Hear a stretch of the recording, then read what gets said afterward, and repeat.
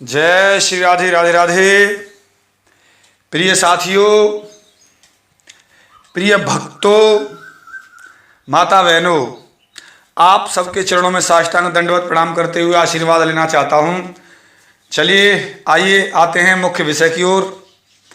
बातें तो बहुत कुछ लंबी हैं, लेकिन फिर भी मैं शॉर्ट में करना चाहता हूं। मैं नहीं चाहता कि कुछ बात वीडियो लंबी हो, क्योंकि बात बहुत गहरी हैं, लेकिन मुख्य बात पर आता हूँ। मुख्य विषय इस प्रकार है साथियों कि क्या दुर्योधन के पास में राधा कवच था? यह है विषय।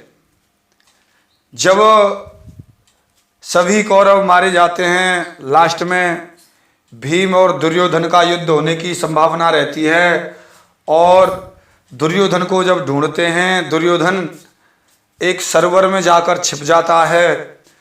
तो वो दुर्योधन उस जल के अंदर कैसे चला जाता है? क्या जल उसे दुखित नहीं करता? क्या जल उसे मारता नहीं है? क्या जल उसे नष्ट करने का प्रयास नहीं करता है? और जल में रह कैसे सकता है?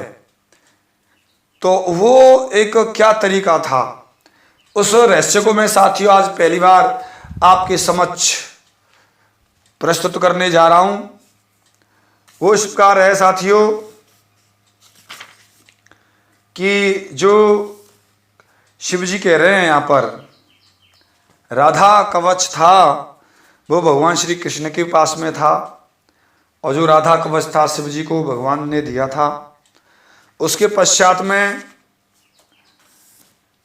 जो राधा कवच था दुर्योधन के पास था, जिस राधा कवच के कारण दुर्योधन ने जल को स्तंभित किया, और जल को स्तंभित करके और उसमें बैठा रहा। लोग ढूंढते रहे लेकिन नहीं मिला। उस जल को स्तंभित करने का रहस्य क्या था साथियों? मैं प्रमाण के साथ में बता रहा हूं।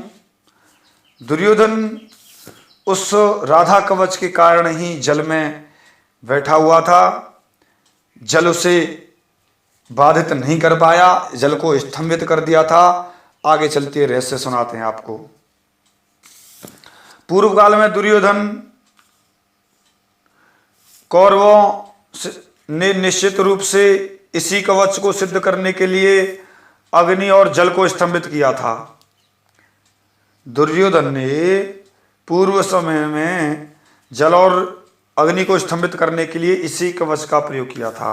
उसके पास ये राधा कवच था। लेकिन साथियों, अब हम आपको बता देते हैं कि ये राधा कवच उसके पास आया कैसे, कहां से आया, कैसे प्राप्त हुआ। इस रहस्य को मैं उजागर करने जा रहा हूं साथियों। चलते हैं मुख्य विषय की ओर।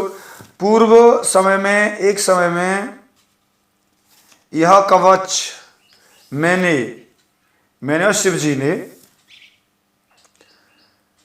सनत कुमार ऋषि को प्रदान किया था, जो मेरु पर्वत पर सूर्य ग्रहण के समय पर यही कवच सनत कुमार ने सांदीपनि मुनि को दिया था।